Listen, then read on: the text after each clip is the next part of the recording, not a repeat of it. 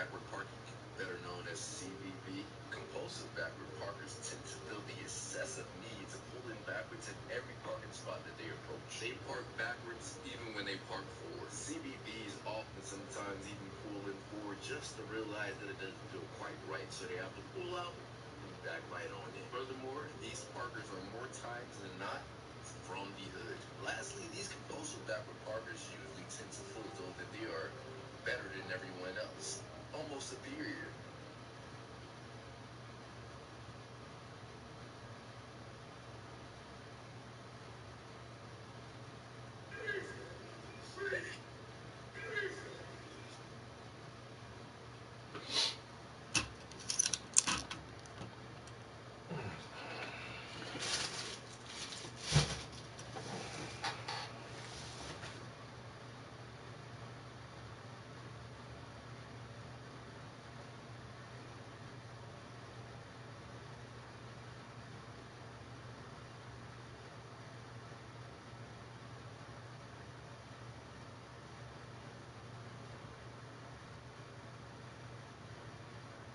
Turn up the Yo,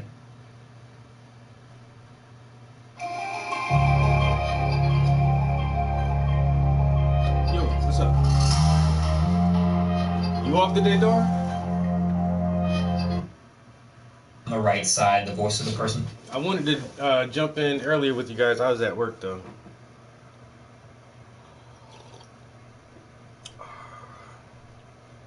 I was at work for a minute. Yeah, what's good with you?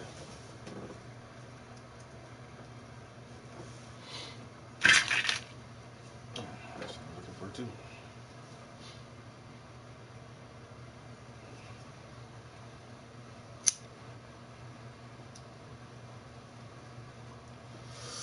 Yo, that damn Nina.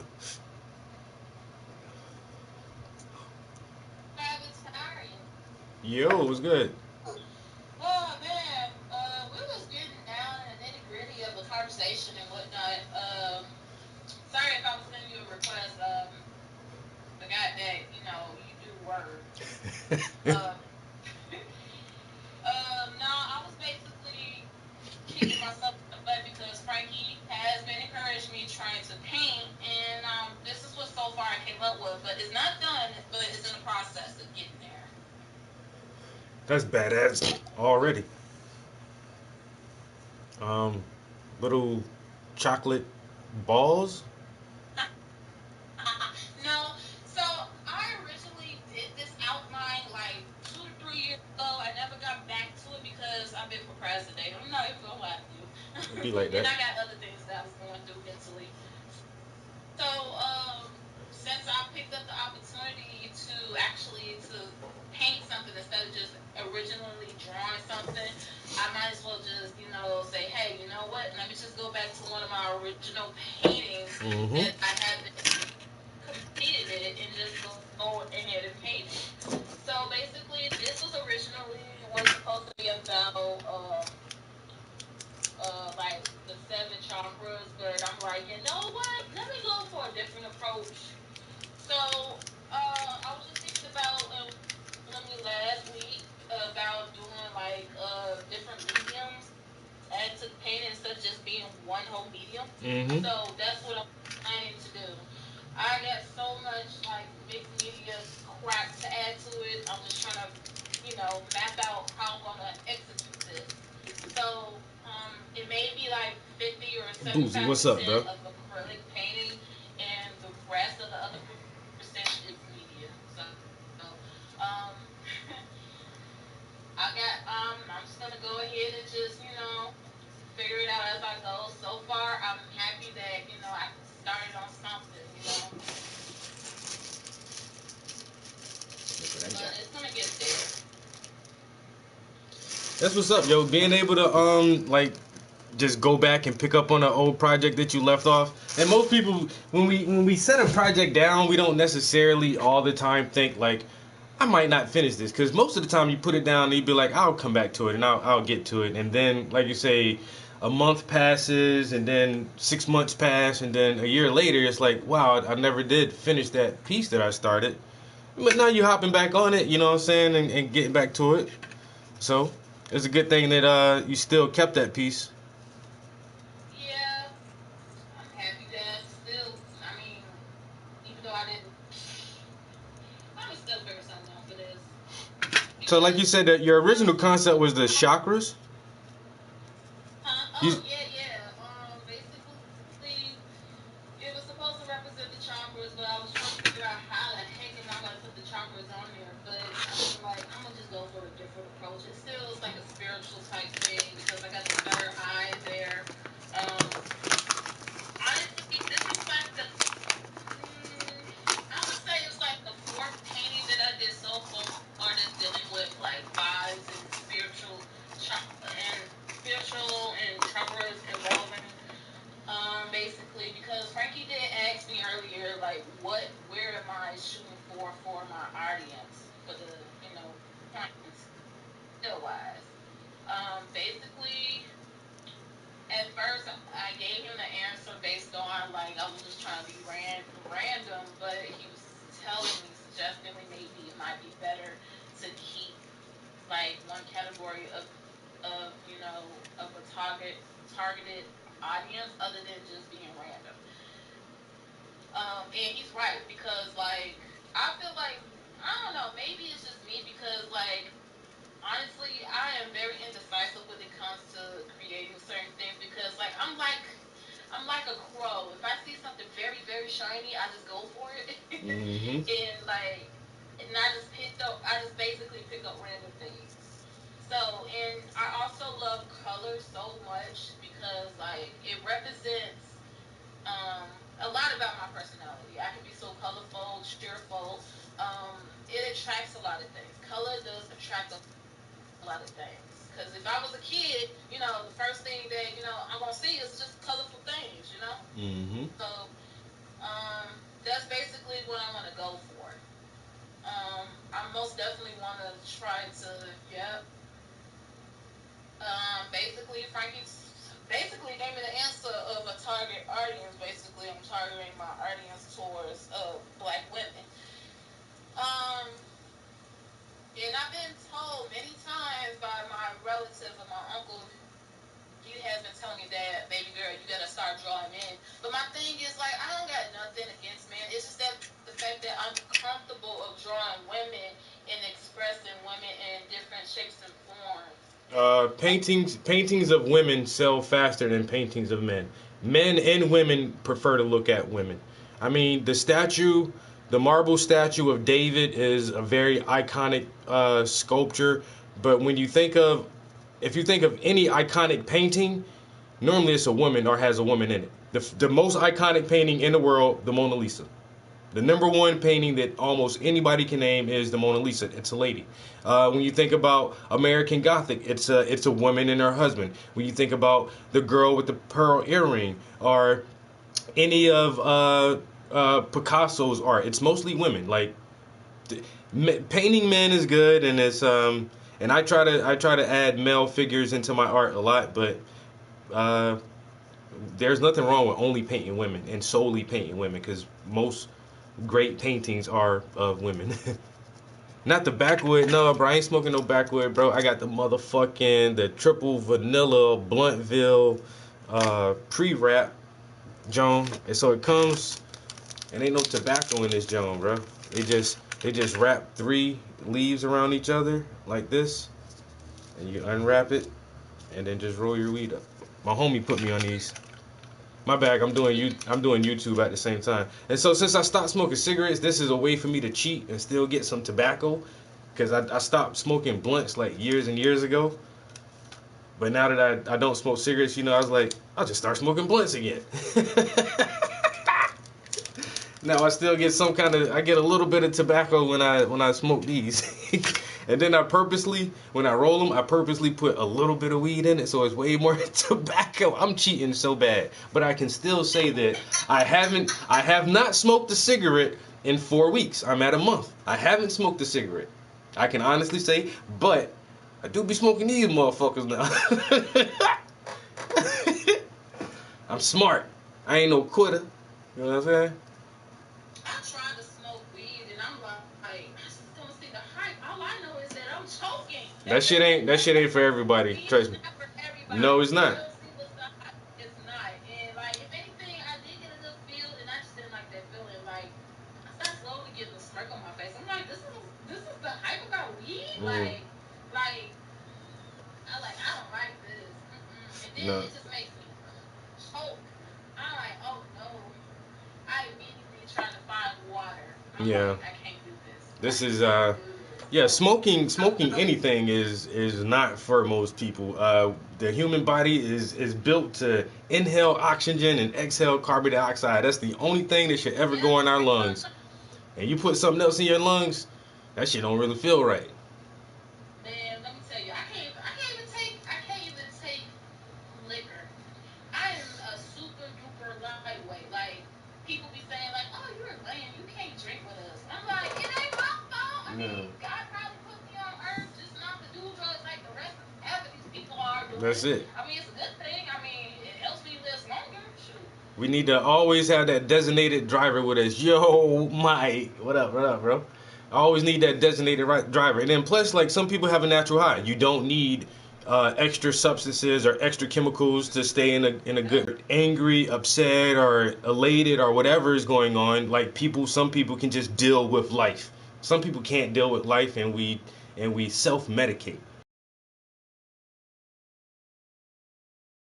Oh, I was just gonna say, like, how I deal with stuff that I've been through in life is either two things, no, three things.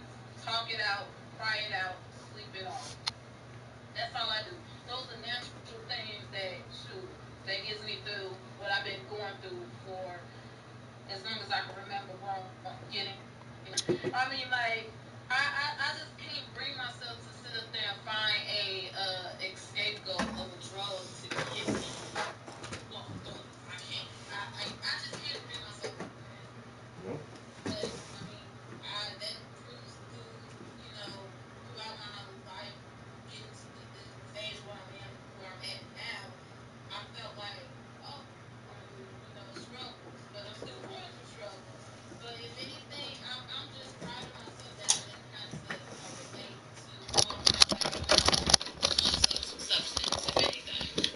Fact. The only type of drug that I would take is cough syrup, but not to mix it to make lean or anything of that sort.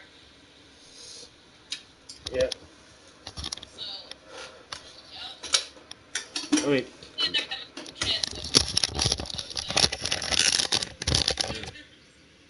the only drugs I've ever done, I've gotten from my doctor. Like if my doctor doesn't prescribe me a medication, I just don't do drugs. Period. I can't. I don't know. I have to stay away from that shit.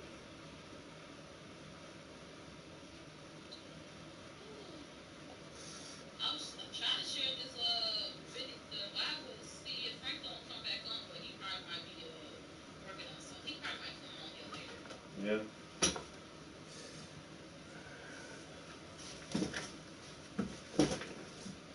Let's see. Got my homie Yep. in here. So you working on that piece now or what?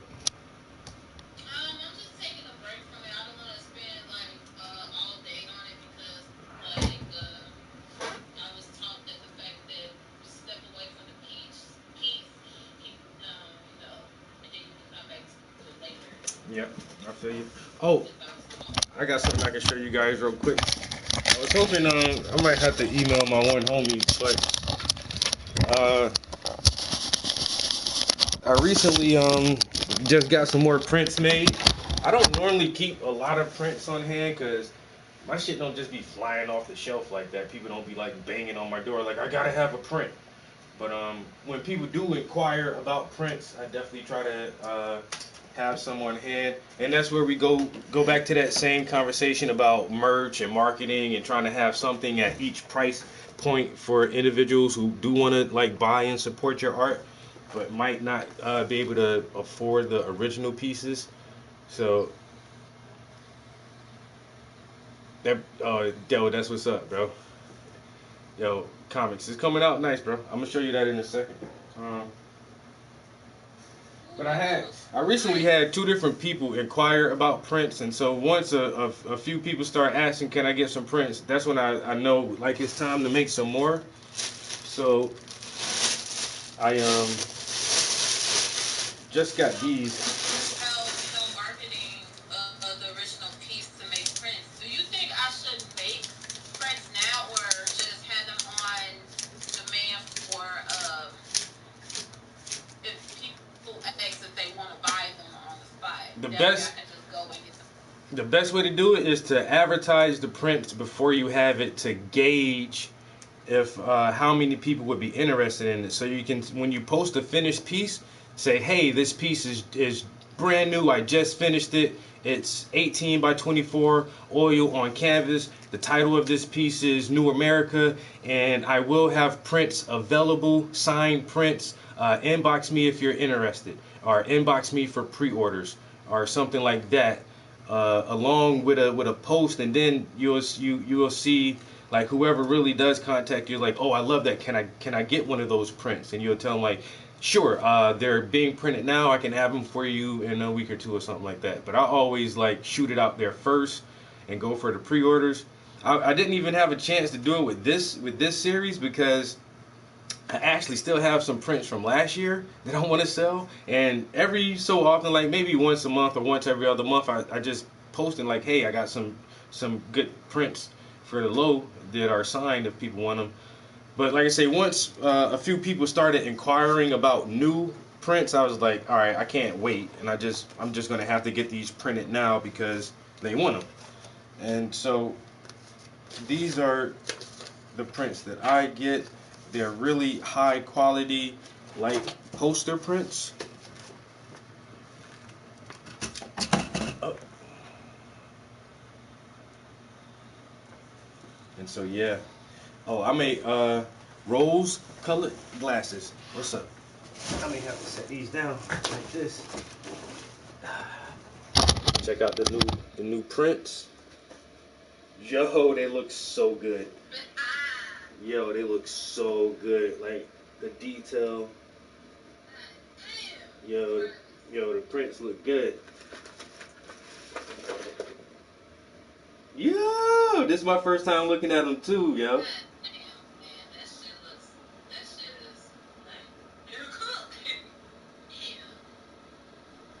Yes, sir. Yes, sir. So these are.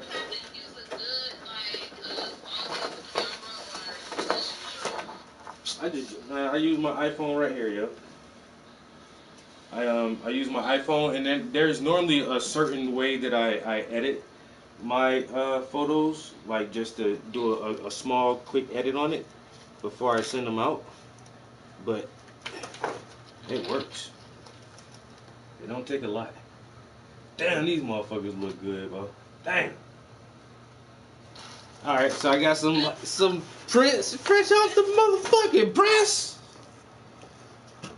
Prints by Prince. So hey, I think four of these prints are already sold. I gotta I'm trying to wave at people. Yo, what's good?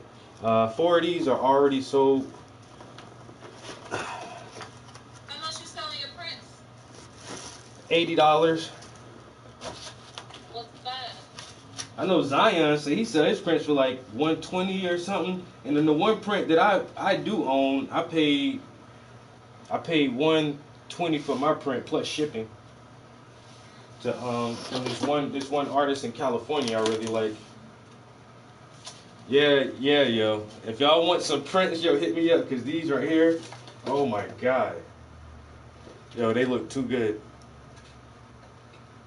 Masterpiece of Art said, where did you get your prints printed at? Huh? Where did I get them printed at? Yeah. One of my buddies, he actually owns the local print shop here in the city.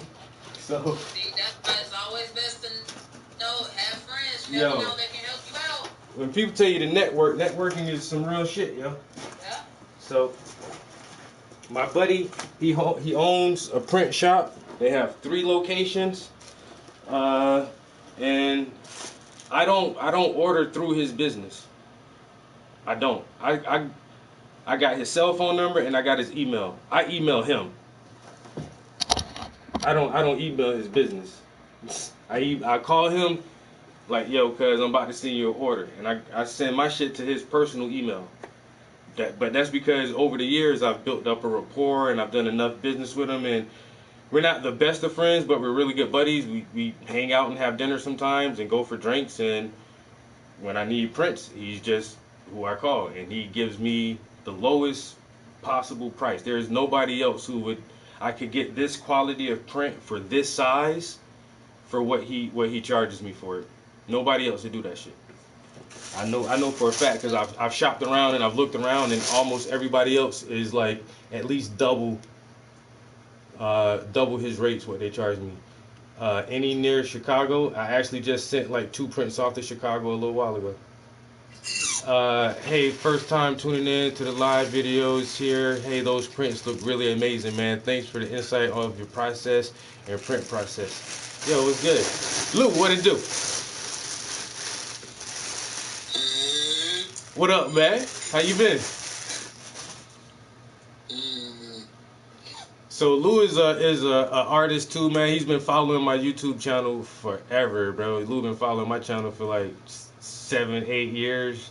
Been on my Instagram ever since I had an Instagram, and he's starting his own YouTube channel and trying to get his art out there and stuff too. Oh. How your day going, man?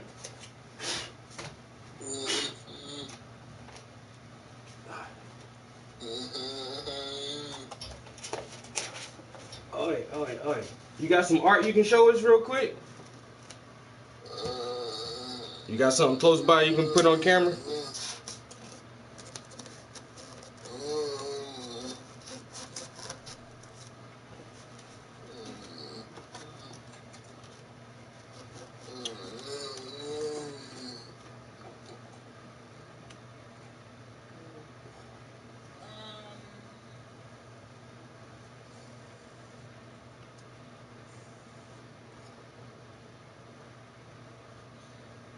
All right, Zion was good, bro.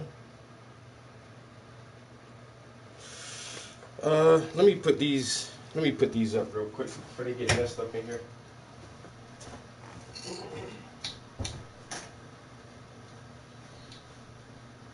Oh, Master P, you from Chicago? What happened? No, Master P Cigar. I was asking him if he's locally from Chicago because I was gonna tell him I'm from Chicago. Yeah, y'all might be popping off in the same city. I gotta get some more shit up in Chicago. Like I had the one opportunity to come up there one time, and I didn't take it. Like I didn't take it because I was broke as shit and I couldn't come. But I probably could have made it work. There'll be another opportunity. Yeah, that's why I just want to travel more and like get like my local area. I'm so saturated around here. Y'all need to be in different cities and different states and get like more people engaged with the art. But not last year, but the year before last, I really did. I did move around, yo. Like I said, I had this whole little art tour I did, and that shit was fucking awesome. I want to do that shit more. You know what I'm saying? I went to Tennessee, Kansas City, California, and I don't know. I had like shows everywhere. And now my next time, I want to do like something. And I really want to find a place in New York. I want to get down to Atlanta, and I want to do somewhere like Texas or Chicago, like somewhere else that got a big ass art scene, yo. Seattle, Washington, they got a big ass art scene out there. And then I want to try to get out the continent. I want to go to motherfucking do some shit in goddamn Africa, or Italy, or somewhere, Russia, some shit. I don't fucking know.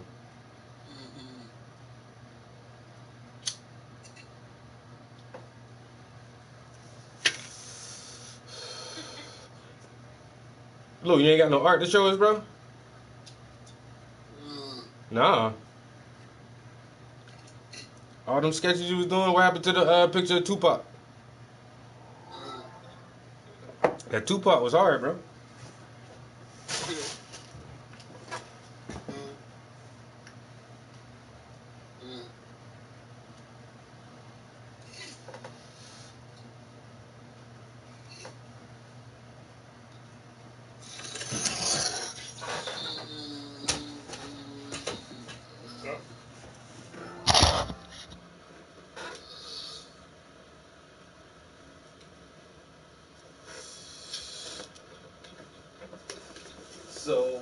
Alright, now the next thing we're going to do on this piece, I've done the first detail layer of the front of the armor and the front of this, like his armor turns into like a little cape or cloak at the bottom with these tassels coming down. So we got all of that done. Next I want to start adding the first detail to the arms and the gauntlets right here. We do that, and then the main character will be all the way detailed once, and then we'll work our way through these characters here at the bottom, and then the whole canvas will have a detail on it, and then we'll start back over. I don't think I'm really going to touch the sky anymore, but I will add a few highlights and contrast in this foliage here and the rock structures here and on this side. And then once again we'll go back and do the final layer of detailing and adding the bright whites and extra highlights onto this piece. And I don't know, I think maybe another week or so I can be done with this. I was going to try to start a new piece before I got finished with this one, but I think I may finish this piece and then start a new piece because I only have the one painting to do after this one, and I don't like to just work on one painting. I like to have at least a couple of pieces lined up in rotation, ready to go. And so after I do this one, I'll definitely have to start at least one or two more canvases. I have two more ideas I think that I can actually get on canvas that look okay. But I definitely have to get a few more images prepared too, because I want this series to have maybe, I'm thinking 7. It may be more, but I know I think I can convey the message that I want with at least 7 paintings. But it may be 10. It may turn out to be 10 pieces in this series, or even more. I'm not sure yet. I'm not sure. I love this idea so much, and I love this concept so much. I may just play around with it as long as I can.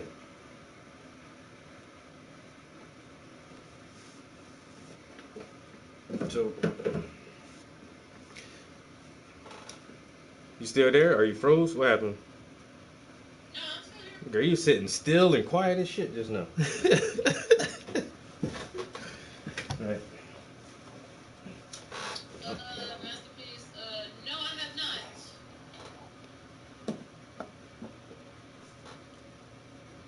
The Wood Shop Art Gallery. Funny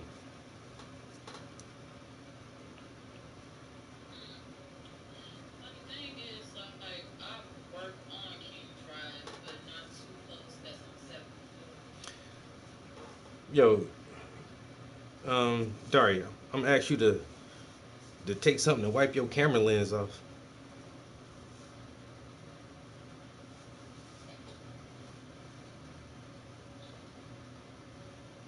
This is why I don't like y'all in my room. Oh my god. I'm Sucker sorry. free. I'm in a roll chair, and I'm trying not to roll over my cat, and they just like dead in the middle of the walking. Girl. You don't know that the cats are the owners and you're their pets. Bullshit, man. That's how cats be acting. Cats act like they own everything. Okay, check that out. All right. Little Black Riding Hood. Nice. I can see you so much better.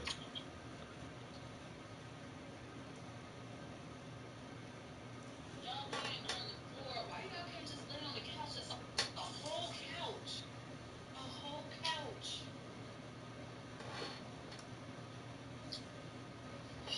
You know what? I'm gonna give me I'm gonna buy me a latch for the inside of the door and the outside of the door. Cause my cats know how to open the door. That's crazy. Yeah, it is. You don't get no privacy around here. Hold on. Yo, good afternoon. Peace. What's good, everybody? We can't hear you. There you know.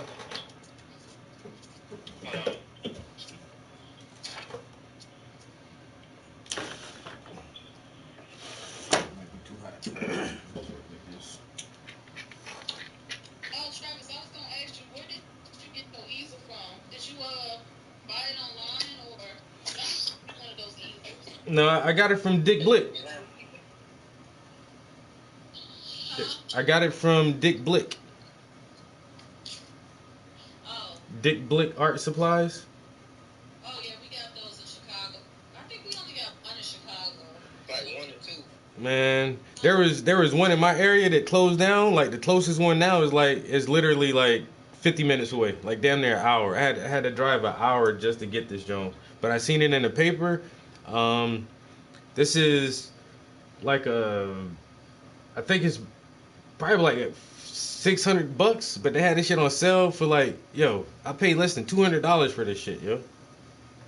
Less than I paid like 160 or like 170. It was less than $200 when I got it, but I had it for fucking years. And soon as I don't know how I came across the ad somehow, and I was like, yo, it was literally like 70% off or some dumb shit, yo.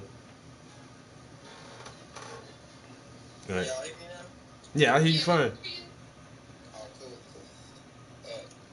First off, though, bro, your work is dope. Appreciate it, fam. Even though I started following you, when I started following you, man, it was really the stuff that you was listening to. You understand? The Amos Wilson. Mm-hmm. That really made me keep, like, stay on board, and plus the art, of course. Mm-hmm. But it was the knowledge too, though, man. So I Bro. appreciate that because I really got some of those books and watched those YouTube videos. No. Let me stop you right there. Yo, I appreciate you, bro. I appreciate you. Cause just for you even calling that nigga name, most people don't know him. And that's why I try to share his stuff a lot. Cause most people don't know him and most people don't listen to him. And he one of the realest. So we right there now. And you got his books and you read them, like he made me see the world different, bro. And what I tell black men is we feel something and we can't, it's hard for us to say it. We don't know exactly how to express this feeling that we have. But if you listen to Dr. Amos, he tells you all of that shit, yo. He lets all that shit out. Why the black man is in the situation that he is now and what we can do to change this shit. So I appreciate you just for picking up on the knowledge, because I share and share and share and share, and most people don't ever get it, bro. They don't ever get it, or they don't ever try to get more of it past what I'm trying to offer. So thank you for that. The biggest part that hit me, I'm a father, right? And like I have full custody of my daughter and stuff like that, right? So man, when he was talking about on the family, when he was talking about like our children, basically like we give that to the world, like what we give to the community.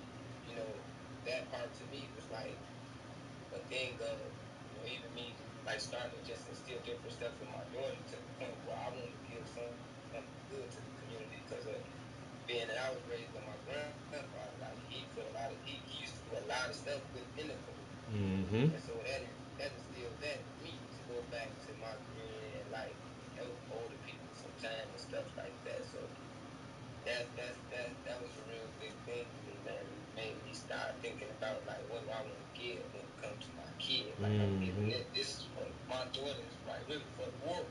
Mm-hmm. Like the things that she gonna put out in the world. So I be on her about just the type of heart that she has and stuff like that. You know what I mean? You can't be out here being the demon. You know what I'm saying? So yeah, man. No. That was a big thing for me. That's what's up, bro. The kids are our biggest weapons, man. That's the only thing we got to combat all the evil in the world, bro. We gotta make more good people. That's the only thing we can do. We can make a good person. As simple as that. You know what I'm saying? If you lucky enough to be a parent, this your second chance. That is literally you. You looking at yourself reborn. You got a second chance. Now you can make this person a better person than you are. You know? And if most people look at their children as that, a way to have that second chance to make a good person, the world will change, man. You know, it'll change. These kids get caught up in that shit now because they born into this whole toxic internet data security shit. It's just like, I don't know. It was a simpler time. It was a simpler time. Like she, not the internet, but like social media. But I don't know how. No. I was looking at Social Dilemma, and it was the people that on that they worked at these places, and they were saying that they kids. No, motherfuckers who make that shit, they don't give it to their kids. Your son don't have kids. Mm-hmm. You know, one dude said that his child was 15, and one person said their child was 16, and was still they was able to get on it, but they limited it. Mm-hmm. And I was just like, yeah, what that tells me is that, you know, if y'all work there, y'all tell me y'all kids can have it. Yeah, my kid can have it. My kid can have it. There's something wrong. But, you know, until she able to handle it, you know, and understand that it don't have to consume my life, then she can, you know, then she can have it. So she can have it when she older and she chooses it for herself. But right now, I'm making decisions, so she can have it right now. But how many parents just let their kids just all day long have whatever they want to look at, whatever they want to be a part of on that shit, and it's corrupting the generation because it's hard for them to distinguish between fact and fiction, reality and what's not real, and it's just like, I don't know, man. Once again, good. We just need better parents. We need, huh? When I said another big red flag for me was when I seen that it was talking about how China owned TikTok and how they give America this, and I said, oh yeah, that means that, you know, they probably can't beat America in a war today, but if they dumb down all of the kids now, they gonna smoke them in 20 years. Yeah. These motherfuckers so smart, they figuring out a way they won't never have to fight. They ain't gotta fight. They gonna take our economy from us because they make everything. They gonna give us all the dumb shit. They already control all the drugs and medicine. They just can just soft kill us slowly but surely and make us dumb, fat, and lazy like they are, and they can become the world superpower that way. They'll never have to fight us, bro. Like you say, on the Chinese TikTok, that shit is all education. Kids up, they doing motherfucking algebra and trigonometry, kung fu and jujitsu and all this other shit. And we get twerking videos and motherfucking goddamn dancing videos. It's just like, come on, man. Even got to the point on TikTok that even though it's owned by the, you know, the Asians, I guess Chinese, that we can't even use black hashtags, anything that's related to black. We can't even use that on there. That's crazy. Yeah. That happened about, like, that was said about like a year or a year and a half ago about that. They had I think a meeting about that, and like, I'm trying to remember, I don't know, it was a lady that was asking one of the Asian and I don't know, ministers or whatever about like why is TikTok not allowing hashtags of black anything related on there, you know, to promote, because everybody else can promote their own stuff, trying to get into the algorithm and everything, but we can't use anything that's black related hashtags. Like, that's kind of racist in a sense. But I mean, it's owned by the Chinese. They can do whatever they want. But at the same time, like, we're putting on our own, uh, you know, content on there. Because, like, honestly, like, if blacks wasn't even on that content, they probably won't be able to be as, you know, endorsed by other, you know, people of our color, you know? I don't know. I think that's a really smart marketing move though, because honestly, black people the only people who do that shit. That And do hashtag, what? You don't see Asians or Chinese or French or white people hashtag white America or some shit like that most of the time.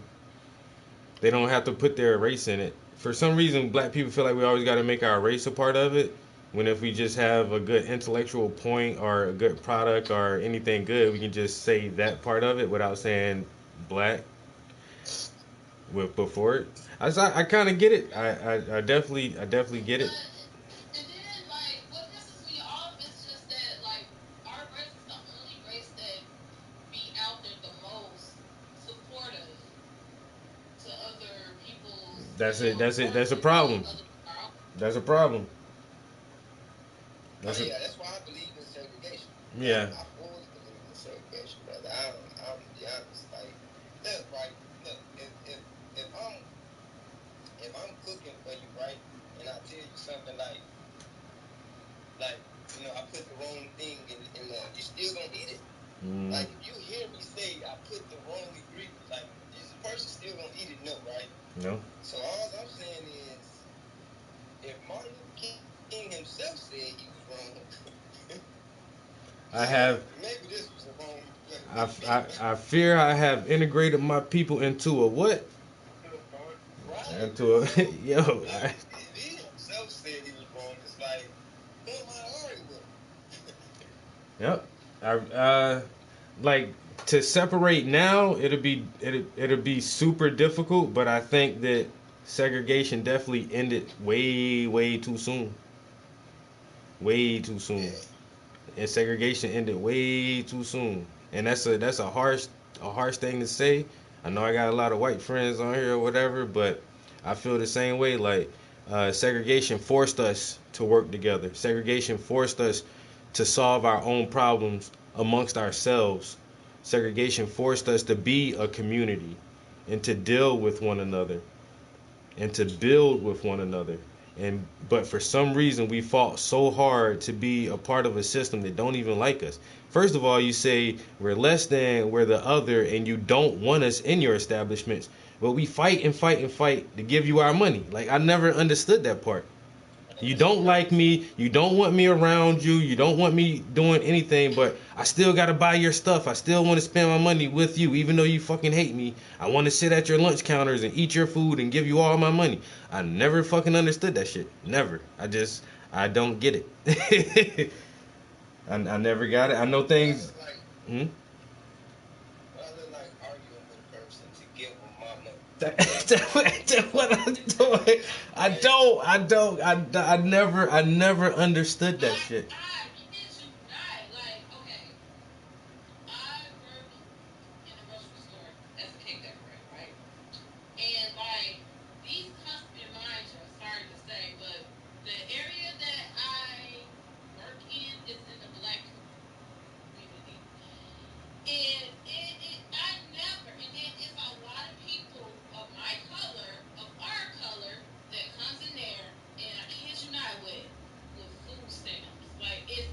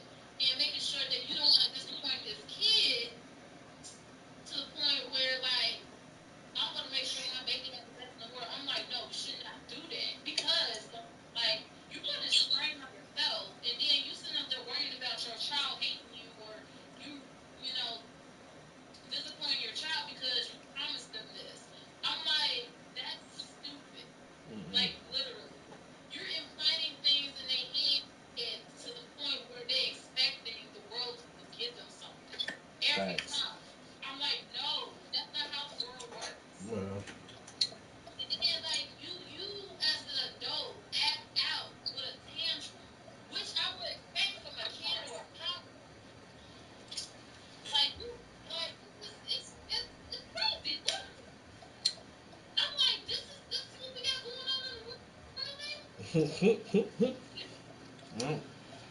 Like, this is that. Dora, is it Dora or Dora? Dora the artist. You call me Dora. Dora. All right. So, with that art, with that gallery, right? I don't know if you're open to like having your work in the gallery or not. But I know like the owner and stuff like that. Real, real cool. So What's the name? What's the name of the gallery? you on here with the prince, so I'm assuming that it's dope. What's the name of the gallery? I'm actually about to show in my first gallery. I think 2 gallery showings this month at the end on the 23rd and the 25th. Actually, I don't mind putting my work into galleries. I'm trying to get out there that way. I can start trying to make moves and try to give back to my community. Yeah. If you send me your info in the DM or whatever, and I'll come to the show or whatever. I'll come. I don't have a problem with like going places and traveling and looking up and all that type of stuff. Mm-hmm. And what'd you say the name of the gallery was again? It's called the Wood Shop because they do framing. Like they do a lot of framing. It's called the Wood Shop Art Gallery. I might have to look them up myself. Framing stuff. Sometimes they be doing like specialty furniture. But they do a lot, mostly framing. I mean, of course, there's a lot of artwork in there. But they definitely, it's an older spot, right? Because like I say, I think they were the first black owned gallery in Chicago. I have another partner who he's an artist. He even knew your friend, Fahamu. Yeah, Fahamu. His name is Merrill Robinson. Real cool dude. Me and him, we went back close, But the owner of the gallery, he and I, man, he the one who really started basically making me bring up the value of my work. Like at first, I was selling pictures and stuff for like $200 and stuff like that, $100, like. And he seen me at the skating rink one time when I was drawing and stuff. And cause I go there sometimes to draw and paint. And he was just like, "What are you doing with this?" So I tell him, and then I tell him, like the price of it. It was just like, man, no, this is way too less. Like this, you hurting yourself. I didn't know what Prince was. I didn't know too much about art business. I just, was just drawing and painting. Mm-hmm. And like he believed like in my work. You know what I mean? That was the first place that I sold something like over $500-600 there. Like that was the first time I went to the $1,000 mark, right? That's what's up. So like now, I kind of once a person do something for you like that, I mean, being loyal is the best thing that you can really do, So his father, who was the original owner, ended up passing, and he ended up taking over. So now I just try to basically like help him out as far as even put my work in there, or help him with other artists and stuff too. Yeah, look out for people who look out for you. Man, you need to tell him to invite me out there, bro. Tell him I've been trying to find some way to get out there in Chicago. You can do that. You can send me your number too, bro. I can put y'all on the phone together for sure. Yeah, I'll come out there. I'll ship somebody out there for a little show. Yeah, I could what's his name? I go like sometimes like they not real big. Like I said, it's an older place. Just now when younger guy taking it over. Mm-hmm. So they ain't have no real internet presence and stuff like that. So sometimes when I do go up there, I go live. Just to show it, because I'm telling them, like, man, you gotta start creating internet presence. You got to, man. Like, so But then at the same time, word of mouth. That's how everything really can spread, man. Word of And see, mouth. look, they got a lot of older customers, right? They got a lot of older guys. But like some of these guys, man, is older, rich guys. I know Chance the Rapper done came up and then bought a couple pieces from him. Mm-hmm. So he in real, he real close with what's her name, Andy Lee, her grandson. Like he real close to her grandson, the one who has her collection. So like, you know, they older and he know a lot of, you know. I'll send you some stuff in your DM, but it's probably not going through because I think you didn't add me yet. All right, I will when I'm finna get off here, and I just didn't want to get off here without telling you that. Like that was why I initially got on. But like I said, let me know stuff about it. But when I look at the stuff, I definitely come to the show and all.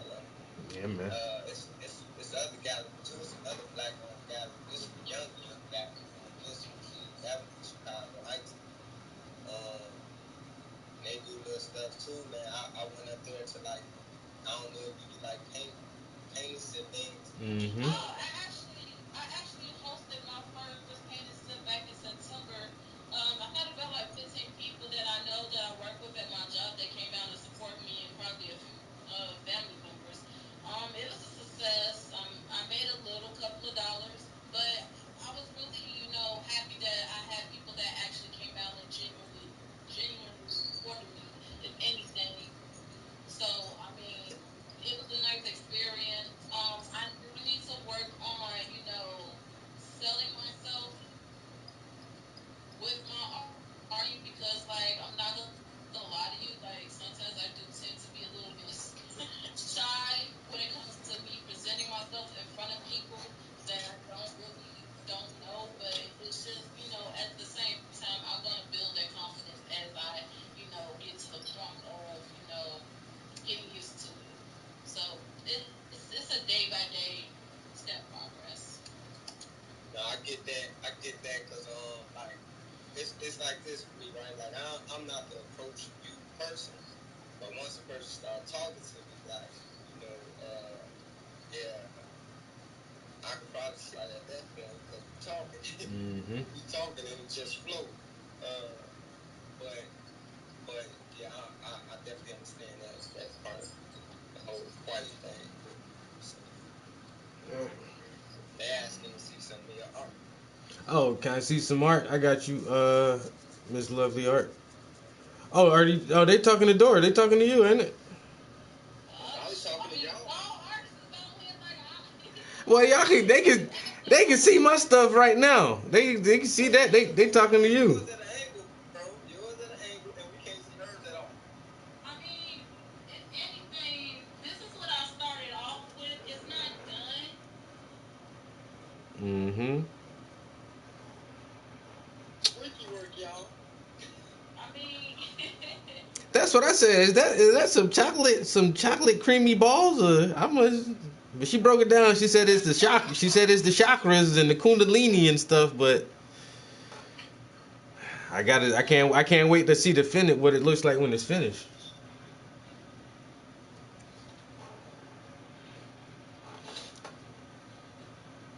there's another one. Can y'all see it clearly? Yeah, we can see. That's why I tell you to wipe the schmutz off the lens. Like we can see it real good.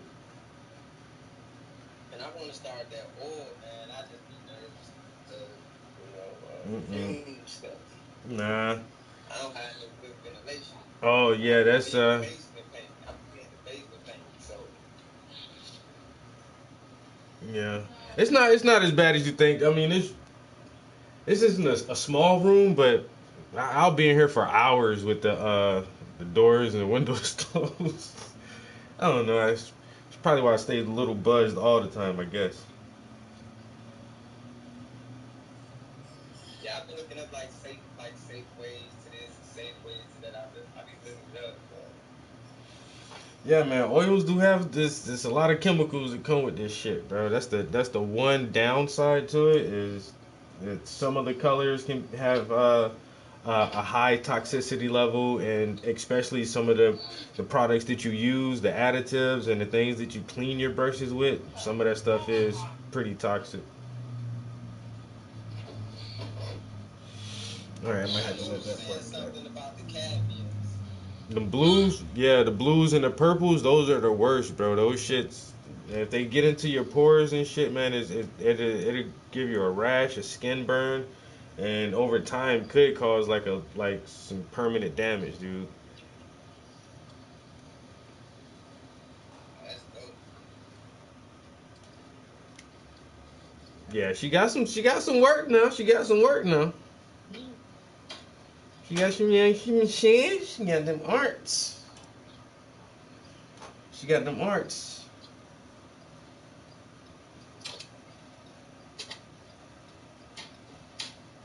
This man is you driving on live stream? Oh my god, bro.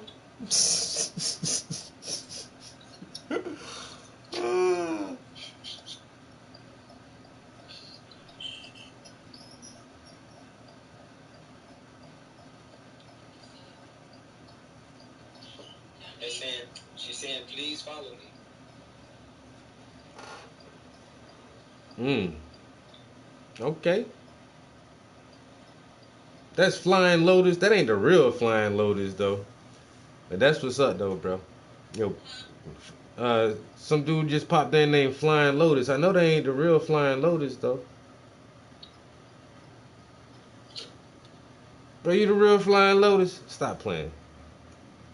I love your music, bro. Oh, ooh. Thickums. Thicker than a snicker. I'll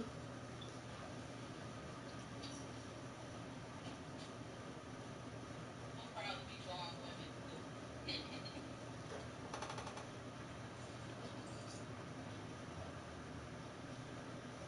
Yeah, she got all kind of arts. What time is it? I probably try to go to about 5 o'clock. I normally meal prep on Sundays, but I ain't gonna lie, I was so lazy yesterday. I ain't even cooked no fucking dinner. I definitely gotta cook dinner tonight.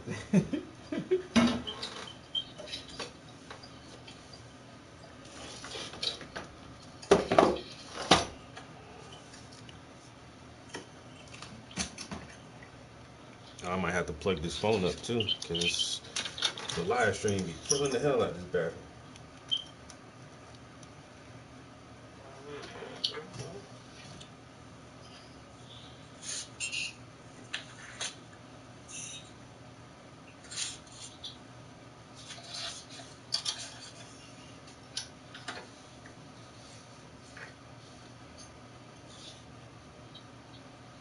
Y'all think honestly, yo, my man, yo, I think the coolest part about this painting for me is that I put myself in it. Yes, you did. I think you put yourself in all your paintings. And most From of what them. I've seen. And that's a good thing because like I tend to do that with my art. Alright, I'm gonna follow you back, Miss Love.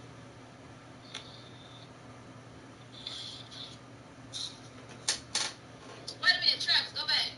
Is that a painting or something? Oh, I see. No, that's a picture. I just took a selfie of myself standing here in the studio. Bro, I thought that was a painting. No. I'm like, And then so that's me and a group of people. Frankie, come in the line. Oh,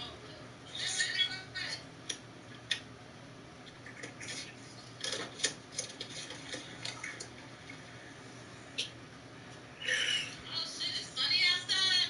I shouldn't go outside, but no, I'll do it.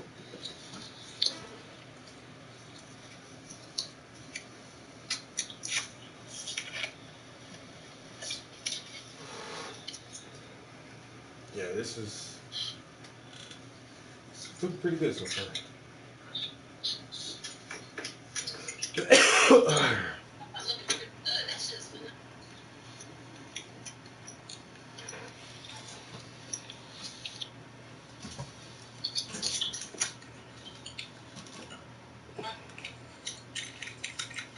it's okay. Art a little bit more.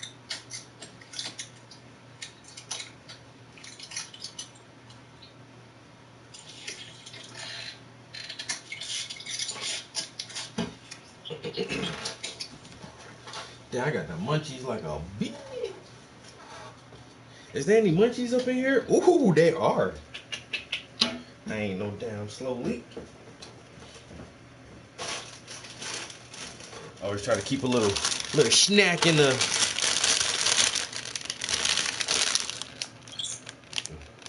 Cheddar and sour cream. Keep a little snack in the studio.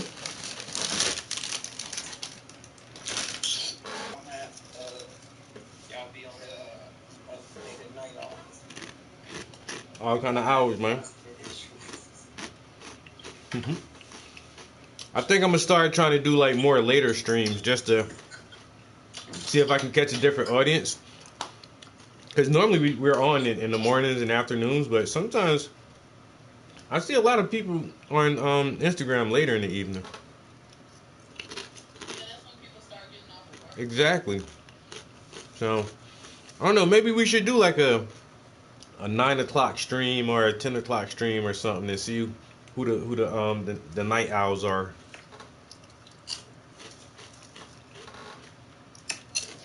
I'll be starting to paint around. Sometimes I start painting around 9:30. But I'll paint on here for a couple of hours or on Facebook, but then I'll turn around and the rest of the night I'll do. Don't lie. Facebook be too dry for me. Well, I started there, so sometimes it be people. Mm-hmm. Facebook people. That's where they look for you at. Yeah. People gonna start running to Instagram instead of Facebook. Facebook is like it's gonna be another MySpace. So you normally paint in the evenings like that? Yeah, I rarely paint through the daytime because that's when people bother you. I told you not to come here interrupting my kung fu. Yeah, that's when people tend to bother you, like for a call or something, or, Mm-hmm. you know, but I know ain't nobody gonna be at work like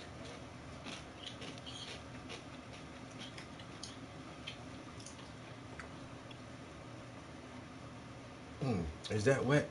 That's wet. Damn. that. Y'all got candidates and all that already? Well, all my campuses is in one area. It's just the art room. Man.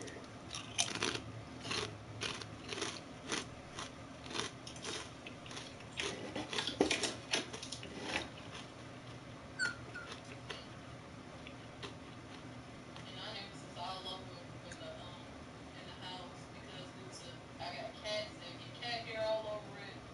Certain smells be getting into the fabric of the canvas, so I really keep all my canvases in one everything where it don't have to be exposed to a lot of smells and other stuff. You paint that oil or acrylic? Acrylic. I don't have the proper what's the word I'm looking for? Circulation of air, access to the ventilation.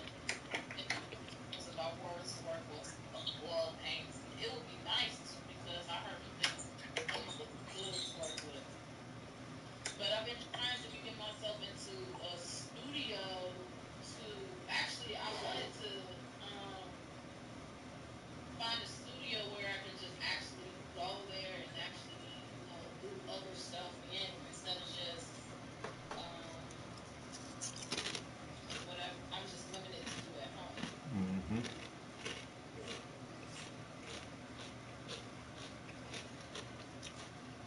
Yeah, their co-op spaces are good for stuff like that when people don't have all the materials or supplies, or if they just have limited space to have somewhere to go and like work on bigger projects, or like you say, just so you're not making a mess in your own space.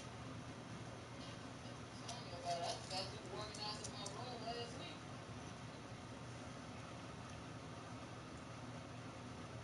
Have y'all been to school or just straight off? I've been to art school back when I graduated back in 2010. But I stopped going due to financial issues,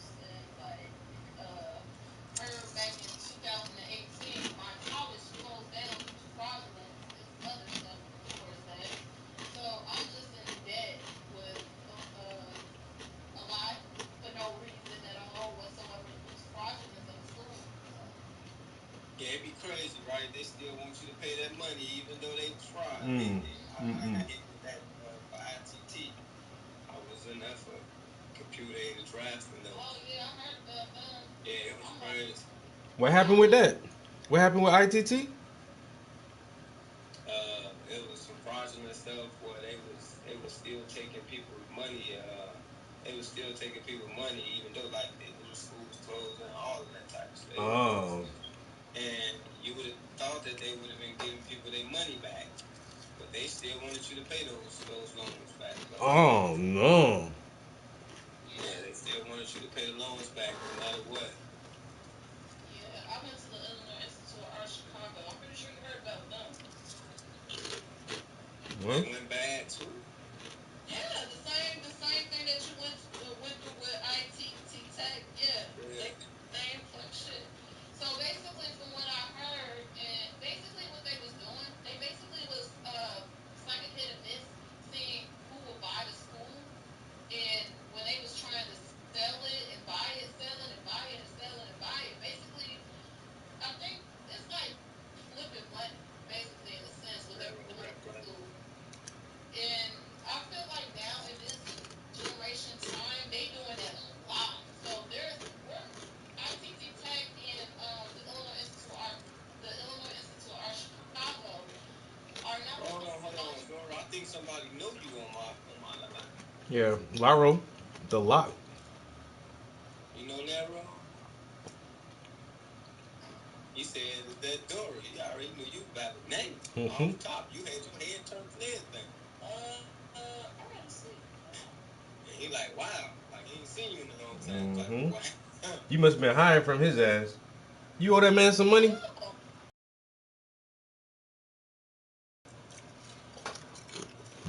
Wow, is that Dora's? You got like she owe you some art or something, bruh?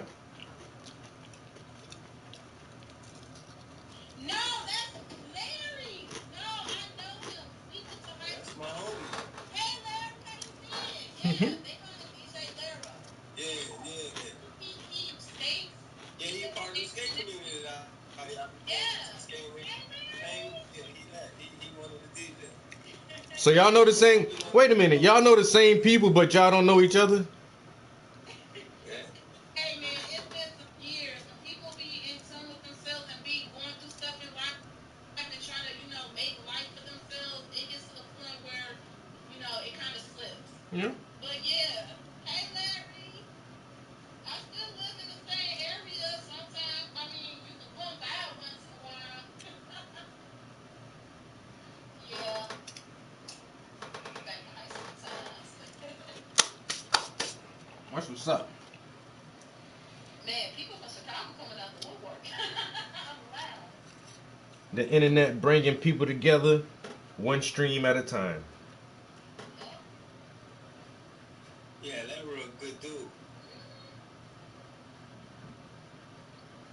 What's up, bro? Welcome to the stream. Appreciate you popping in. And I'm happy you know the folks in here. You know you're amongst good company. Yeah, me and Larry went to high school. He like, wow, really? I know her. Thank you, Larry. We are. Yeah, thanks, bro.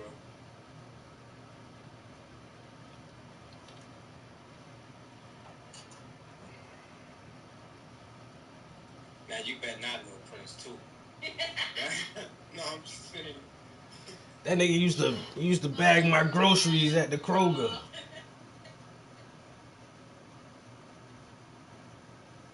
That nigga say he know everybody. The mayor. DJs know a lot of people though. They move around a lot. They do artists. Yeah. They do artist stuff. Like, Nah, DJ stay on the move, yo. DJ stay on the move. They be everywhere. I'm in your city one day, I'm in your city the next day.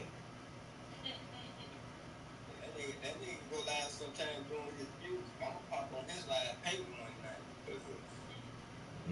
I get kicked off sometimes when I play music.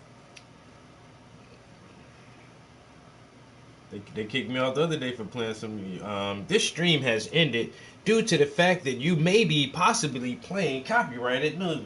Yeah, get the fuck out.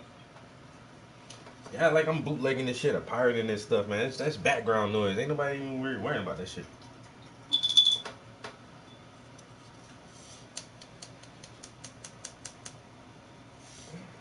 Are you worrying about the wrong Y'all damn background thing? look all busy, mine look all dry. To go in the basement or something. Now you good, bro?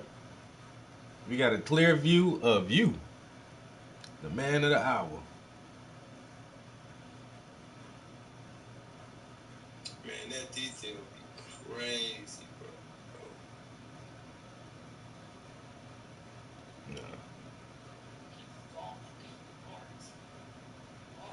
I'm talking about what that I seen that one piece where you was doing the dude had on like the African shirt. It was like him and a lady. Mm-hmm. A lot of yellow was in it. Mm-hmm. Man, that's a lot, man. Yeah. A lot. That one was It's even more. yeah, that was a good one. And then as soon as I can tell, like, as soon as I photograph some shit, I'm like, yeah, this gonna be a little challenging.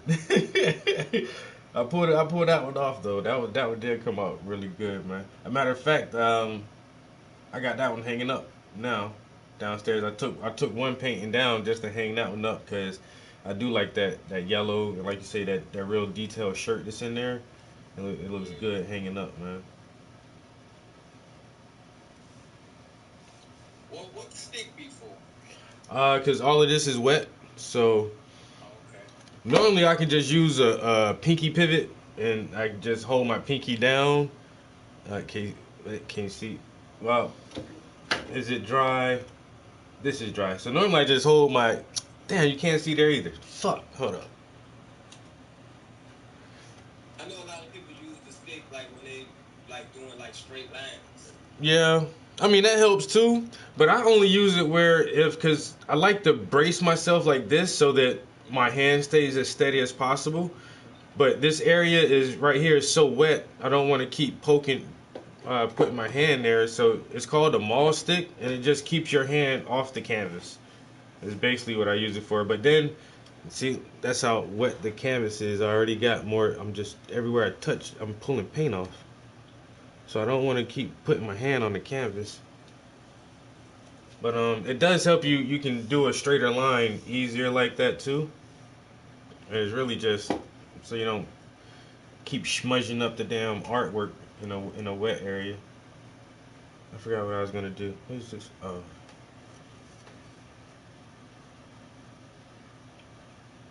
I remember I was in art class one time and I had this issue where I wanted to paint in an area but everything was wet and I'm like, oh, I really can't get it. And I said, I wish there was like a stick or something that I can use. And my art teacher is like, yeah, they came up with that about 1,000 years ago, bro. Just everybody has that same issue sometimes.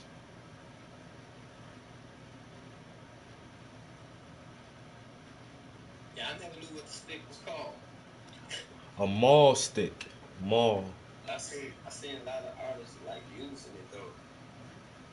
Yeah, this is just an old a broom handle, and then I took a old sweater, and I just wrapped the sweater around it, and then it's just wire, just like a framing wire that you wire the back of the canvas with, and just wired it down so it doesn't move. That's why it's an old sweater wired to the end of a broomstick. Now you can buy one online for like $50. Are Yeah, you? I was about to say it must cost online. Yeah, man. As soon as I looked up one of them shits. I'm like, bro, I'm not about to buy a 50. I ain't about to. Yeah, no, I'm good. I'm not about to buy a $50 stick. Uh-uh. Soon as I tried to look for one the first time, and I'm like, okay, I'll just go in the basement and grab an old room. Yeah, I'm definitely not paying that. That's why I made my own. I doubt if I paid 50 for a stick. That's crazy. Nah, $50 for a stick? No. That's like people there's this one lady I know, and she paints rocks, which is cool, and she'll do like, and she's actually a really good artist, and she'll paint cute little characters, Mickey Mouse and Bugs Bunny on rocks, or like positive affirmations, and she'll leave them in the parks and different places like that for people to find them. And I'm like, so where do you get your rocks from? Because they're always like a nice size, and they're always smooth and flat. She's like, I buy them. I'm like, you buy rocks? She's like, yeah. I'm like, I'm good. I'm so good on that. I'm not about to buy a rock. I'm not. Nah. I thought you had a special pond or a river that had like really good stones, but you just buy some rocks. I'm good. Nah. I can go in my garage, bro, and show you my art my canvas holder, right? Mhm. When I looked that up, that was $100 and something, $200. Man, I went and grabbed a 2x4, cut it in half, and then basically I made some dials, wood dials. Mhm. In there, and it separates perfectly fine, and it holds all of my canvases. And Yeah. I just put some wheels on. That's it. Wheels that come out the little cars. Mhm. Yeah. Right. As soon as you looked at that, and it's like, nah, I can make that. Like, nah, I can make that. I ain't about to buy that shit, man. That's how easy the design is. Oh no, that's too easy. That's so simple. I can do that. Nah, I'm good. I'm talking about it. It got the big canvases to the small canvases. Mm-hmm. It don't gotta look good. That shit just gotta be functional. Does it work? It works fine, and I'm happy. That's all I need for that shit to be functional. You gonna charge me $110 plus shipping? Nah, I made it for $10.99. It got a handle on it and Everything. It got wheels. It works perfectly fine. That is first. Mine is $10.99 and very functional. Lee, what up, bro?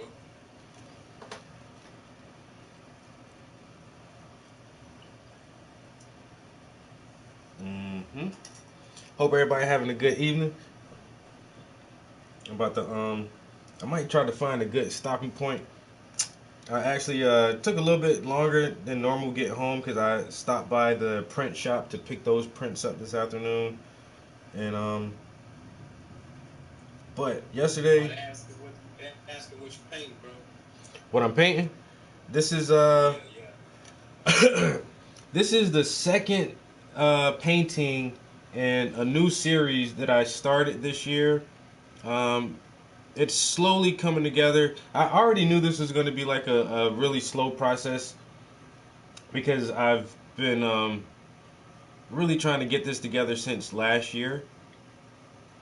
And so this new project, this new series, it's not titled yet, but it's basically the Anunnaki story. If anybody's familiar with that, uh, the black gods, the black creators of mankind, and so I'm trying to visually tell that story of the creator gods who created man and gave us our knowledge and civilization in a nutshell. And I heard the man say he been working on that since last year. the Why art costs what it costs. yeah, the ideas. So I've had the idea for forever. So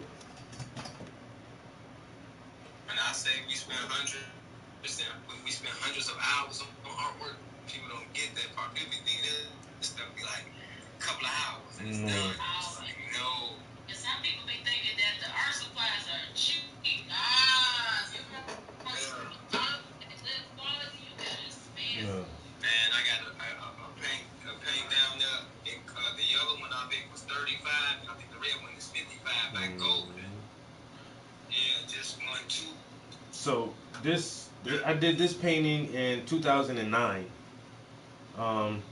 This is some of the first ideas and concepts that I wanted to actually put on canvas. But this was, once again, 2009, before I did way more research and studying and reading and trying to understand a lot of this stuff, and listening to lectures and documentaries on the topics of ancient cultures, ancient civilizations. And then you start to learn stuff about the Younger Dryas and Polk's water, Milk's B7. Um, and so you listen to a lot of these people, and then you start to realize that maybe there was a something in our deep antiquity and deep past that was much greater than what we have now. So I'm taking this idea and this concept that I had from way back in the day, and I'm just trying to update it a little bit and bring it up to a more modern speed. So essentially, I already wanted to do a series way back when, but that was the only painting that I ever did from this series. Because once I did this painting, I realized that most people that I know really weren't on shit like this. They didn't want to talk about ancient cultures and the possibility of genetic panspermia and the Anunnaki and shit like that. So I was like, okay, fuck it. I'll start painting more popular stuff. And so I shelved this idea for over 10 years. And so now I think that people respect my art enough, and they take me serious enough as an artist to actually take into consideration the concepts that I put in my art. And so since people do take me as a serious artist now, I think any images or any concepts that I put in my art, people will try to understand, like, what does it mean and what is he saying. And it won't be like, oh, this nigga just painted a pyramid, or oh, this nigga just painted a giant person. You know, like, what's the story behind it? What's the context, and what am I trying to allude to? And hopefully get other people to start asking some of the same questions that I asked. Like, where the fuck did we come from, really? And why are there pyramids on every continent? Why does every ancient culture talk about a flood? Why does every ancient culture talk about giants? You can't tell me that people in India, people in Africa, people in Europe, and people in South America talk about giants, and then you're going to say, oh, giants never existed. They were never real. And then even in people from the Middle East, the motherfuckers who wrote the Bible, giants are in there. David and Goliath, and then they said the one Canaanites went to go try to fight some people, and they said they were giants, and we were like grasshoppers to them. And so once you start trying to piece all of these stories together, from different continents, from different cultures, from different religions, myths, and legends, and then you start to see that the origin of the human species is probably is way more complex than we could think about. And so if I can just try to tell a little bit of this story using my art and get people to question things like that and to give things like that a consideration, and that's all I want to do. Because I think this is a very fun topic. It's one of my favorite topics to talk about and research. And once again, I think that I have the resources now to make this art look good enough. You know, way better than I did back in the day. So I just want to like jump back on this idea and put this back in my art and see how people react to it. And once again, that's the first piece. This is the second piece. This one may be called The Prince of Heaven, or something to that effect. I may title it something like that. Something of Heaven, the Son of Heaven, or the Messenger from Heaven, or something. This one is called Zep Tepi, which means the before times. The Prince of Heaven, it kind of alludes to the Anunnaki, because Anunnaki roughly translates into Those from heaven who came to earth. Those from heaven who came to earth is what Anunnaki kind of means. And so, yeah, we're working on some paintings of black giants.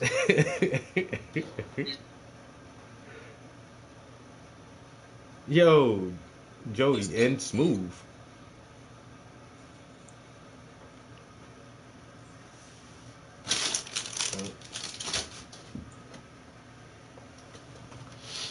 I worked on my reader series for about 10 years, and I did a couple of, several different series in between there.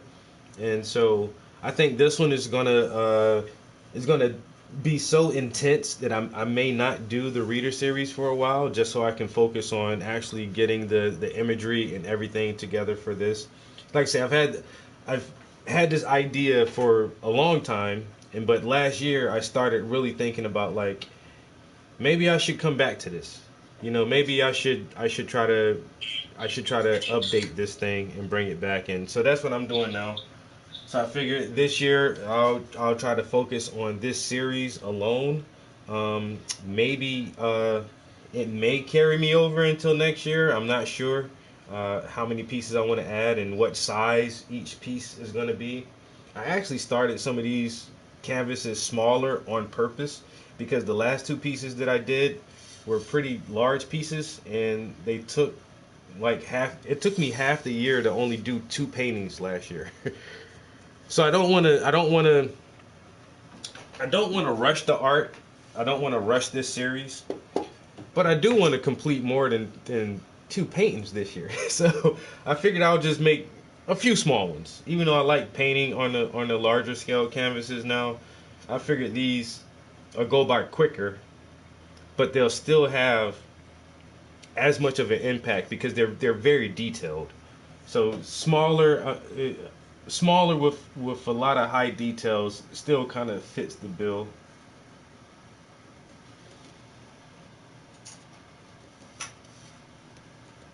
Almost got me one cool paint, man. It's too early for you, man. Somebody might call you, man. It is. I'm thinking right now about the other stuff I gotta do. Put him on the not to start.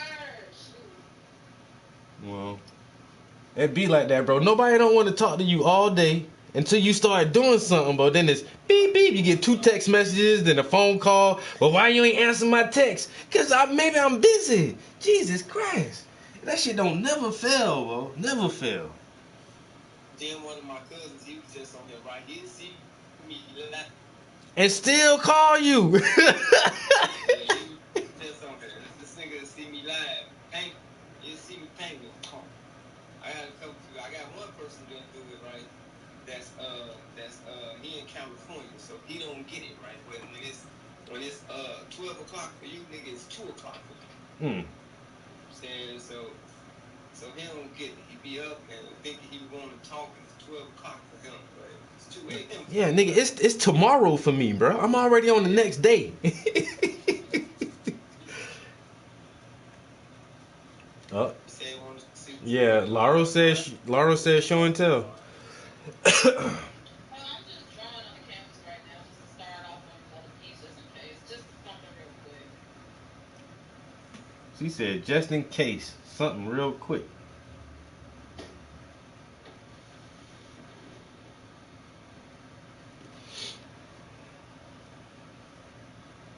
I think I want to reshape this a little bit. I need some white. All right. I got this piece, man. I was working on this guy. His name, Hurst Nazir. He an artist. He had sickle cell. He passed away from sickle cell. So I've been doing a portrait of him. Mm-hmm. But the portrait, right? The portrait has his artwork. But have you ever painted another person's artwork? Like, it's crazy, right? Like, it started kind of like making. At first I started, I like, how did you get this? How did you get this texture like this? Mm-hmm. How did you get that? Like, then I start thinking, oh, okay, well, I learned like just based off of doing like repainting this art. Well, I heard some professors, that's how they train their students. So this week you're gonna look at this Picasso painting. You need to make your own shit and make it look just like that. And so you're forced to try to emulate that style from that artist, which helps you learn. He did it this way. His brush strokes went that way. That's how I learned to paint for the most part too, looking at other people's shit. Because he clearly used acrylic, but at the same time, you can see that he used the oil pastels too. And that's what gave it that crayon type effect. Like when you just turn the crayon to the side, and it gave it that groovy almost look. And I was like, oh, okay, it makes sense now. It makes sense now. I see how you did that. Yeah. And then even like just some of the textures and the lines, I'm like, man, I know this dude didn't just like go and like put these lines up and up, but then I'm like, you know what? He probably used the tip of this oil pastel in some of these lines. Maybe even a color pencil for some of them. But I seen the one particular artist, he'll use a color pencil to do some of the details in his portrait work. Oh damn. But he goes over it first with the matte medium. Then go with the color pencil. Then go over it with the matte medium again, so he can put another layer on. See, I heard somebody talk about doing different layers of glaze like that, so the mediums aren't actually touching, but it looks like it is. But like you say, you put that matte and then draw on top of that, and then do it again. I should try some shit like that. Yeah, when I looked at your homie, the Bahamu guy, I say, man, I've never seen a person make acrylics look like oil paint. Yeah, his shit good. His shit good, bro. I be like, And that's cool. You ever seen that? His work doing? His name like Fahamu Peku. Like No? Hold on. you see his acrylic work. It's crazy.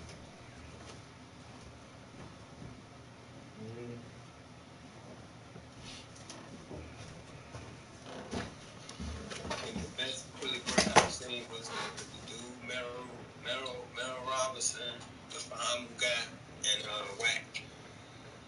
Yeah, Wack got some good shit, bro. You see that?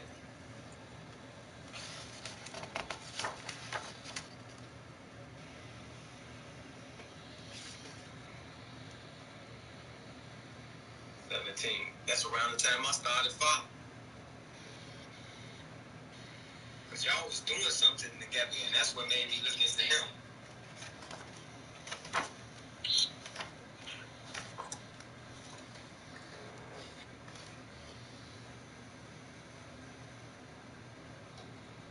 Can't tell me the saturation of that don't look oilish.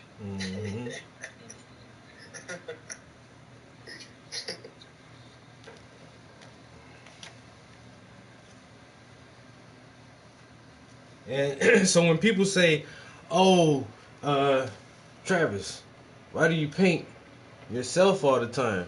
I'm like, don't ask me that shit until you go ask Fahamu that shit first. You go ask Fahamu why he paint himself all the time first, and then you come back and ask me, cause I'm gonna tell you the same thing he tell you. Cause this nigga don't paint nothing but himself, yo. This all a lot of this stuff in the early part, this like his college stuff right here.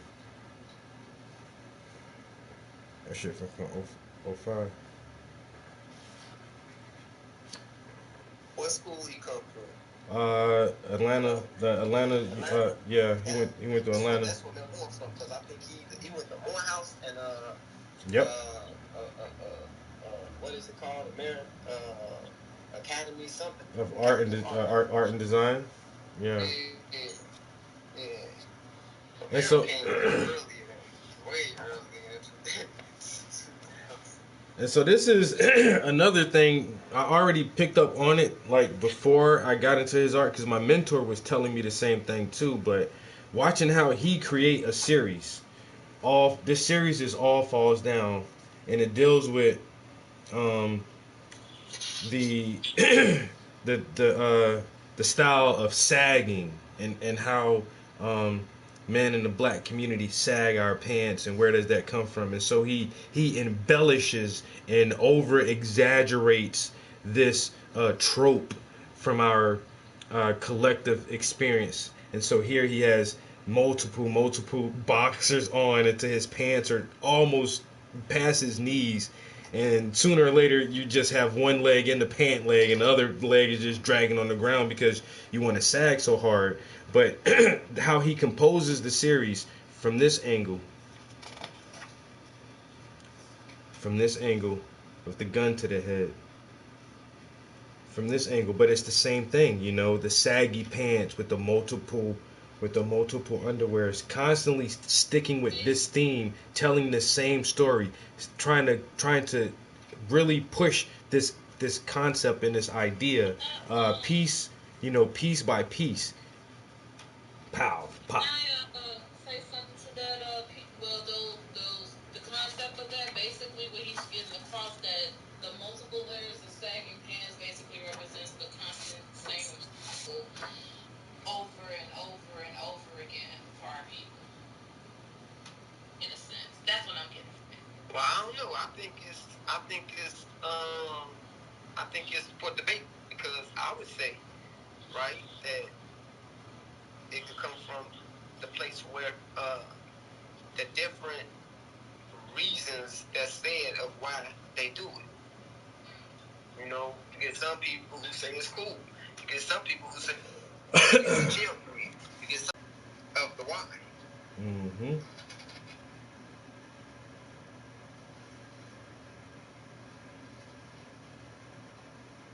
Everything just be so subjective and debatable. It's like, you know, unless it's fact that's already written. You know, if you ain't got a person that created it right there, it's gonna always be based on opinion. Mm-hmm. Now this is one of my favorite series right here. I got to see this in person. All that glitters ain't goals. Glitter ain't gold.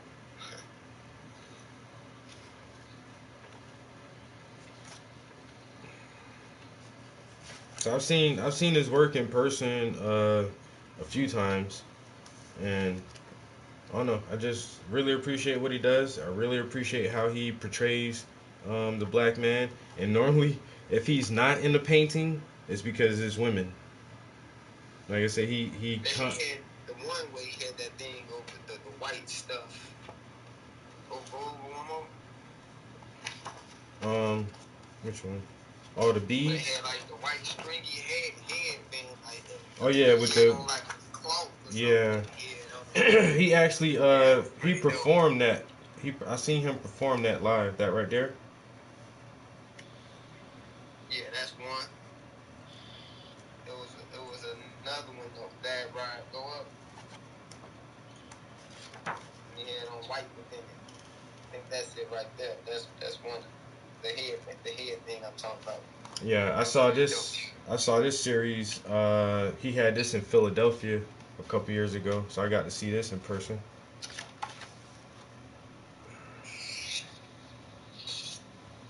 But once again, he paints himself he all the time, so I don't feel bad when I put myself in my art. And so what he says is not him. He's not painting himself. He uses himself as a caricature of the black man. He is embodying black masculinity and how black masculinity is being depicted. And he's just a representation of that. So when you see this imagery, you're not seeing Fahamu Peku himself. You're seeing the black man and the way that society portrays the black man and the way that the black man sees himself within society. And so that why he always uses himself as the stand-in. And so it took me a while to realize that, yeah, all this shit right here, real niggas don't die. Yo, niggas means what? It means royalty or king. Yeah. So yeah, Still on Hilero? that's why I follow Peiku a lot. I really, like I say, I really appreciate his art, and I've gotten to meet him a few times in person. I still think he took my reader idea, but that's neither here nor there. You know, but Man, your stuff with them books, man, that was when I first, that was the time, but that was before the Dank series, what? yeah, that shit old, bro. Yeah, that was when I first started following you, man, when I started seeing the details that I was able to read the books. Hmm. Because I used to screenshot it to see what books was reading. I was screenshotting, bro, so I could get the books. That's what's up, bro. You don't even know, man. That right there is my whole mission. That was my whole mission with the Reader series. If I can just get one person, that's it. Just one person. That's all I need. To check it out. You know what I'm saying? So that's why I feel comfortable enough to kind of step away from it now. I think the Reader series had a fantastic impact. Um I think I stuck with it long enough because I believed in that series. I believe that it does have that potential to resonate with people. Um, and I don't know, bro, you don't even know how much I appreciate you just saying that shit, dog. Because that's the only thing I could ever ask for is just for somebody else to go out and be inquisitive and let's educate ourselves. We can educate ourselves, yo. So that made my fucking day. I appreciate the work, bro, for real. Yes, sir. I do this shit for us, bro. That's who I do it for, man. I do it for everybody in general, for us in particular. You know, everybody can learn something for this shit, but we got scholars. We got lots of scholars, very smart people. And we can teach ourselves from people who look like us. And that's not a bad thing. You know, we don't have to get all of our knowledge about ourselves from somebody who don't look like us. So the more that we can read the work, these people put a lot of time and effort into their research and their studies and their writing and publishing, and we should always hold this material valuable. And from the people who clearly want to leave some out. You know? Like, why do you want to learn from that? You know, You know? Mhm. I be telling Black History Month, I had my kid one time, man, just reading, all of that inventors, right?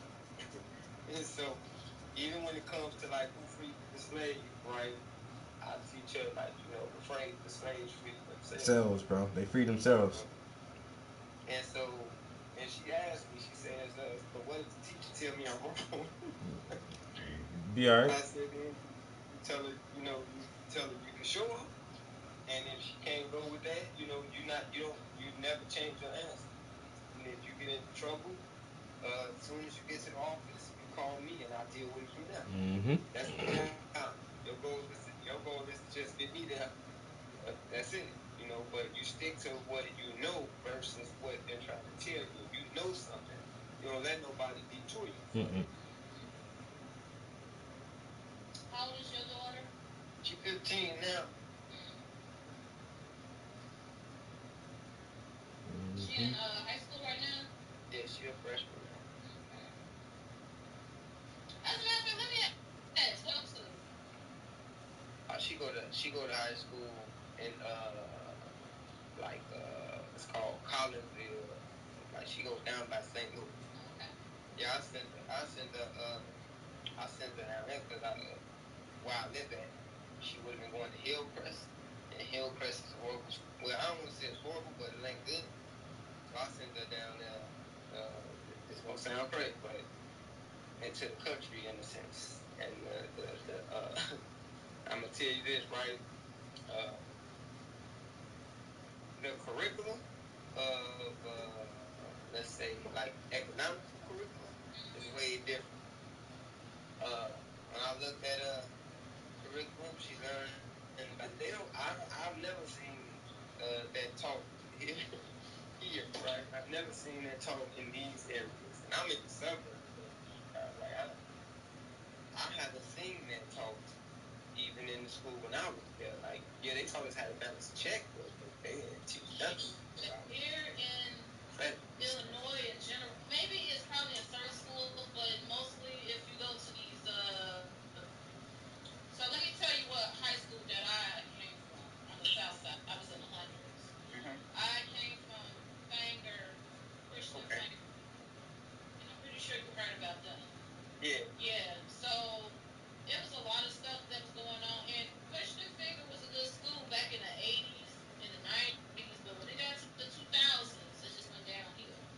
But that's what most of them did. And then, I don't know if anybody been peeping this, but I don't know if Chicago was the only, city that's going through this right now, but it's a lot of schools that had, majority of black kids in them. It's getting to the point where they're shutting these schools down. Mm-hmm. And it's crazy. And they building like condos and stuff. And not only that, it's getting to the point they trying to eradicate Black history. For sure. They want to eradicate. They want to eradicate that and insert homosexual stuff. They want to eradicate Black history and insert gay history. Mm. And all of that. Yeah, I'm not gonna lie. Gay history been around for years. For years. They just right now just coming out the woodwork for it. Yeah, well, what I ain't gonna do is we gonna move her history for something that she ain't. Like, yeah, I ain't gonna do that. We can't take away the history. So we're gonna teach them more about it. They put that history in there, but they can't just exchange it out and erase it. No. Hey, Well, to me, the whole gender thing is I don't have an issue with the whole homosexuality part, right? I don't have an issue with that part. If a person like boys, they like boys. But my thing is, well, we ain't gonna teach you. What I'm not gonna allow my daughter to be taught is that you could just be whatever gender you want to be. It's not realistic. Like, it's just not. No. You just get to say, yeah, I feel like a boy, so I'm a boy, but I can't make it. But I don't got a penis. No. No. No. No. they were doing a little bit too much when it got to that point. Now, But once again, in the South, they ain't hardly playing that shit a lot down south. What I don't like is the whole thing of right, and it should be done nowhere, of course, but don't make an exception, right? Is to this whole beating up a woman thing. Like, if me or Travis slap a chick, they say we committed, domestic violence. Even if we ain't even in a relationship, they still call it something violence towards a woman. However, you get to go get some surgery and then say, well, I can beat up women now and go join the women's MMA. And that's wild to me. That's crazy. That's wild to me. It's still the same physical makeup, just changed some things. It's no different than like what Cat Williams say with the 300 and the pound. No. No different. Or if anybody familiar with cars like the Chevy Impala versus what the Chevy Caprice was. Like, just because you change the emblem on it don't make it. That's the same. That's the same car. $20,000 car. The same car, bro. Yep. Chevy Impala came with the Corvette engine. Chevy Caprice came with a regular engine. my thing, man. If you ain't got no fallopian tubes, man, you probably a boy. Yeah. I'm happy my kids, my son is older and out of school, and I don't got to deal with that shit no more. Cause if I would have ever had one incident where I had to get called to school for some dumbass shit, yo, I would just pull my kids out the whole goddamn system, man. We just not about to play these games.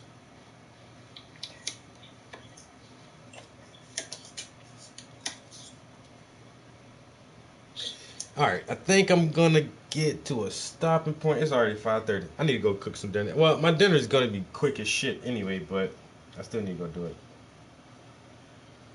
Motherfucker. Yeah, I'm gonna hit you back up. Alright, Travis, it was good meeting and talking to you, brother. Yes, sir. Yes, sir. I'm gonna try to pop in one of your live streams, man, and catch you at work, bro. Alright, man. Cool. I'll let y'all let. All right. Peace. All right. Maybe one day we can try to get 4 artists on here, or 3 artists and somebody who do music. But, oh, that sounds like a podcast right there. 3 artists and a DJ. Yeah. 3 artists and some poets that's willing to come in and just do their thing too. Oh yeah. That'd be cool too. Like 3 artists and a couple of poets, people who willing to come and do their poetry. Yeah. Now we thought Frankie was gonna jump in with us for a little while, but I don't know. We have some good streams, man. When you see us on, just hop back in, bro. We be having some good conversations in here. Just like the one we just had. You know what I'm saying? It never fails, bro. They always something good to talk about. Something to come up. Yeah, when I see you be live, I click in and you something. A lot of times I just comment, but I just came on this time. I sure appreciate you too. All right. Yeah.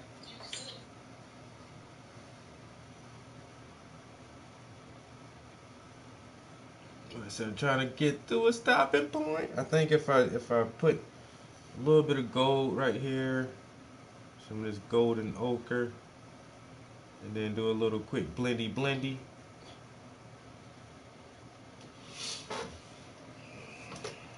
All right.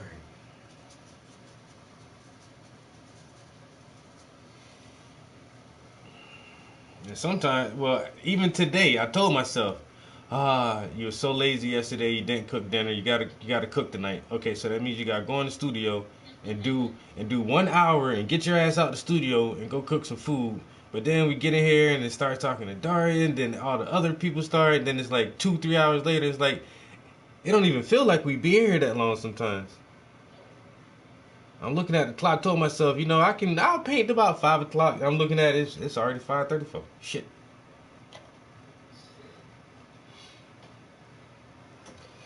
We got a little something done, you know what I'm saying? I feel a little progress, a little progression. So how long you been working on that piece, Travis?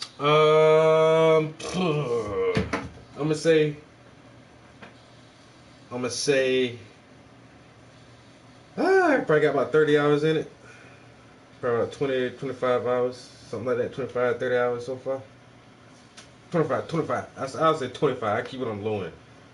If I got 25 in it now, and I'm a little bit less than halfway done, if I double that to 50, I don't know.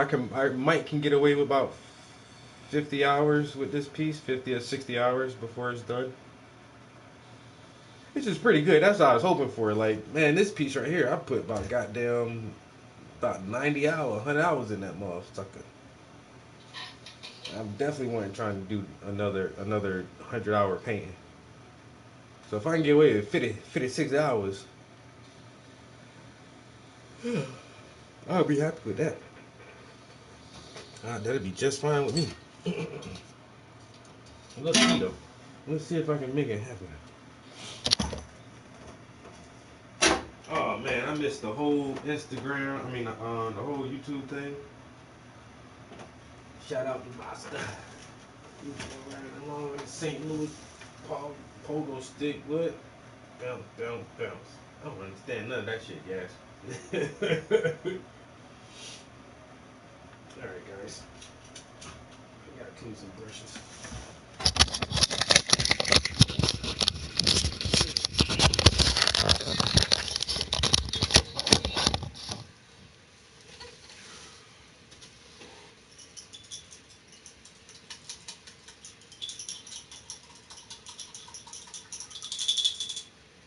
Work tonight. What time you gotta go to work? Midnight. At midnight. Yep. Girl, you ain't sleep. My manager told me that the other cake decorator is gonna come back in March, so I'm gonna be going back on the day shift. I'm like, I would be asleep right now if I had to go to work at midnight. Travis. And what time you get off? 7? Huh? What time you get off? At 7 a.m. or 8? I'll try to push the 8. That way I can have a full hours. Lord have mercy. Oh, boy. And it's driving me is like,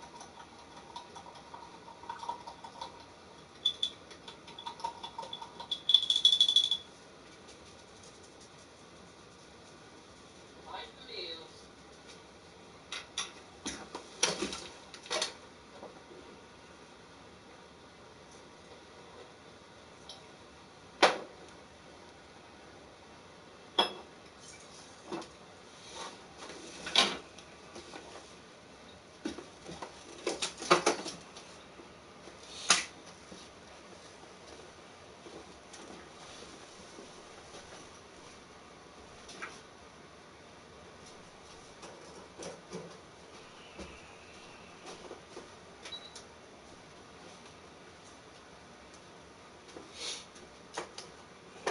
Alright. I'm out of here, guys. I'll catch y'all next time.